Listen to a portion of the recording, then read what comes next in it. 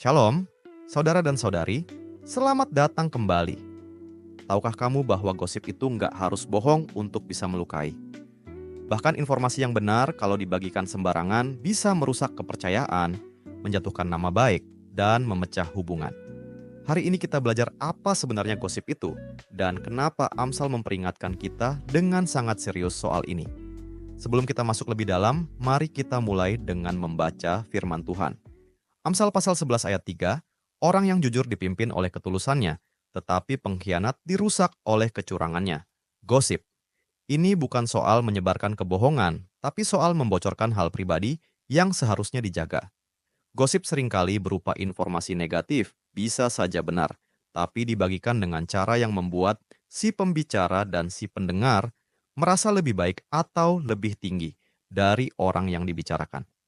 Dalam Yakobus pasal 4 ayat 11 dikatakan, "Saudara-saudara, janganlah kamu saling memfitnah."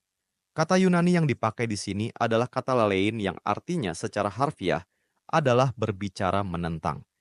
Jadi, meskipun yang kamu sampaikan benar, kalau itu merusak reputasi atau kehormatan seseorang, di mata Tuhan itu tetap gosip. Ada perbedaan besar antara penilaian yang penuh kasih dan gosip yang merusak.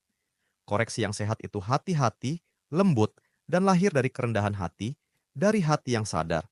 Aku sama berdosanya dengan orang yang sedang aku bicarakan. Tujuannya bukan menjatuhkan, tapi membangun. Tapi gosip itu menggoda. Amsal pasal 18 ayat 8 menyamakannya dengan makanan lezat, mudah masuk, susah ditolak. Gosip juga menyebar dengan cepat dan itu berbahaya karena itu kamu didorong untuk menolak menyebarkannya. Mari kita membaca Amsal pasal 17 ayat 9, Amsal pasal 16 ayat 28, dan Amsal pasal 26 ayat 20. Siapa menutupi pelanggaran, mengejar kasih, tetapi siapa membangkit-bangkit perkara, menceraikan sahabat yang karib, orang yang curang menimbulkan pertengkaran, dan seorang pemfitnah menceraikan sahabat yang karib. Bila kayu habis, padamlah api. Bila pemfitnah tak ada, redalah pertengkaran. Semua ayat ini menyampaikan pesan yang kuat bahwa gosip memecah persahabatan, menimbulkan konflik, dan seperti api yang padam tanpa kayu, gosip pun akan mati jika tidak diteruskan. Ketiga ayat ini, seperti yang baru saja kita baca, berbicara tentang betapa merusaknya gosip dan bagaimana menghentikannya lebih awal bisa menyelamatkan hubungan dan komunitas. Kita juga diperingatkan untuk menjauhi orang yang suka menyebarkannya. Dalam Amsal pasal 20 ayat 19 berkata, "Siapa mengumpat, membuka rahasia, sebab itu janganlah engkau bergaul dengan orang yang bocor mulut. Dan jangan anggap gosip itu hal sepele." Roma pasal 1 ayat 29 berkata, "Penuh dengan rupa-rupa kelaliman, kejahatan, keserakahan dan kebusukan, penuh dengan dengki, pembunuhan, perselisihan, tipu muslihat dan kefasikan." Gosip disebut sebagai salah satu dosa yang menunjukkan hati yang telah menjauh dari Tuhan. Mari kita berhenti bentar dan mikir, apakah kamu bisa membedakan antara evaluasi yang jujur dan penuh kasih dengan gosip yang merusak?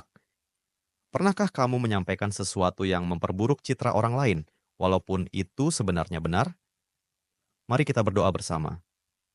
Tuhan, semakin kami memahami apa itu gosip yang sebenarnya, semakin kami sadar betapa seringnya kami menyebarkannya, kadang tanpa sadar. Kami telah menyakiti orang lain dengan kata-kata yang ceroboh. Tolong bentuk kami jadi orang yang lebih peka, lebih rendah hati, dan lebih berhati-hati dalam berbicara. Ampuni kami atas kata-kata yang pernah menyakiti. Amin. Terima kasih telah bergabung dalam pembelajaran Alkitab hari ini. Jika Anda merasa diberkati melalui firman ini, bagikan kepada keluarga dan teman-teman Anda. Jangan lupa untuk like video ini, tinggalkan komentar, dan subscribe channel kami agar kita dapat terus belajar dan bertumbuh bersama dalam firman Tuhan. Tuhan Yesus memberkati.